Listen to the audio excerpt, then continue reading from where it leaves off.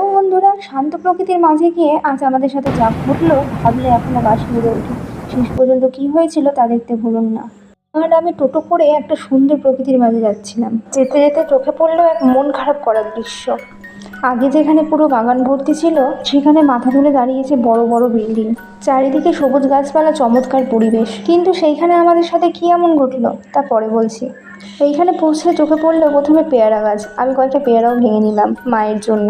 আর সাথে চোখে পড়লো আমার এক দাদার নিজের হাতে লাগানো ছোট ছোট আম গাছ, যাতে সুন্দর আমও ধরেছে। আমার বাবা সেইখানে আগে থেকেই ছিল, কারণ বাবা জানতো আমরা ঘুরতে আসবো সেইখানে। মাঝে মধ্যে মনে হয় চার দেওয়ালের মধ্যে না থেকে একটু প্রকৃতির মধ্যে নিজেকে হারিয়ে ফেলি। তাই আজ ছুটে গেছি সেই প্রকৃতির মাঝে। চারিদিকের মনোরম পরিবেশ উপভোগ করছিলাম, ঠিক তখনই ঘটলো সেই ভয়ানক ঘটনা। হঠাৎ বিল্ডিংয়ের ভেতর থেকে একটা অদ্ভুত আর ভয়ঙ্কর আওয়াজ হলো। মা আর বাবা ভয়ে আমাকে তাদের দিকে টেনে নিল।